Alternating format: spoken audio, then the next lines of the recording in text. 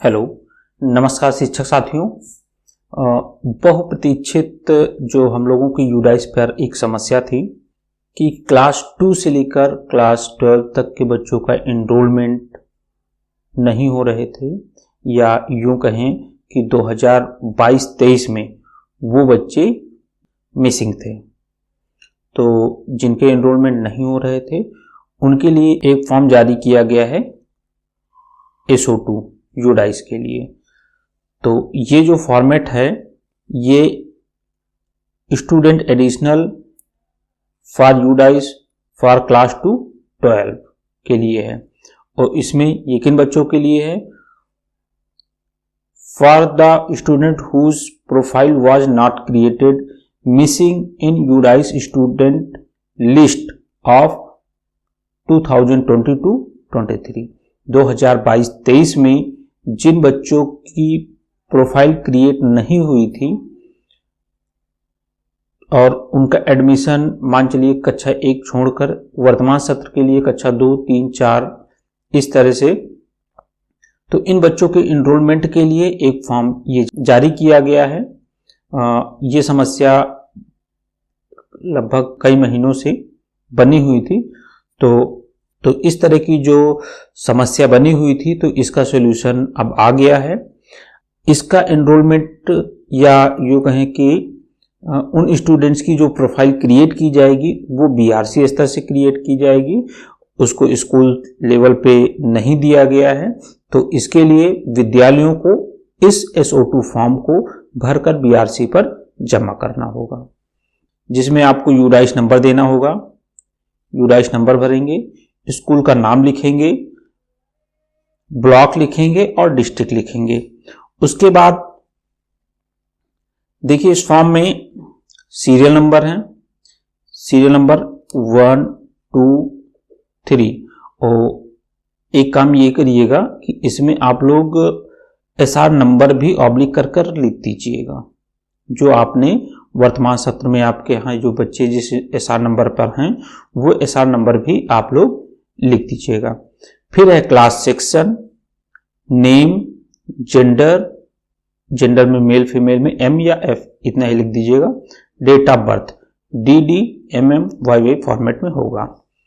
Father name, mother name, माता पिता के नाम लिख देने हैं, और क्या कारण था कि ये 22-23 में ये बच्चे एनरोल्ड नहीं थे। क्योंकि कक्षा 2 में अगर वो बच्चा आज पढ़ रहा है तो इसका मतलब है कि वो पिछले वर्ष कक्षा 1 में रहा होगा। तो कक्षा 1 में उसकी प्रोफाइल क्रिएट नहीं हुई, या कक्षा 4 में वो बच्चा उसका नाम लिखा है, डायरेक्ट एडमिशन ले रहा है, तो वो बच्चा इसके पहले कहा था, या कुछ भी जो भी कारण आपका हो उस बच्चे के बारे में कि यूडाइस पोर्टल पर इसका एनरोल नहीं है, तो वो आप लोग कारण लिख देंगे। गृह शिक्षा या जो भी वाजिब कारण हो वो वाजिब कारण इसमें लिख देंगे। एक बच्चे के लिए एक फॉर्म की जरूरत नहीं पड़ेगी। इसमें ये एक बच्चे की डिटेल है, दूसरे बच्चे की, तीसरे बच्चे की, इस तरह आपके विद्यालय में जितने बच्चे हों उतने बच्चों का इस लिस्ट में जितनी दूर तक आ जाए, जैसे मान लीजिए कितने हैं, 4, 5, 6, 7, 8, 9, 10, 11, 12, तो ये फॉर्म 12 बच्चों के लिए है। 12 से अधिक बच्चे अगर आपके यहाँ हैं तब आप ये पेज 1 यहाँ डालिएगा, इस प्रिंट में 1 डालिएगा, और एक दूसरा पेज लिखाइए उसमें पेज 2। इस तरह से उतने पेज लगाते जाएंगे।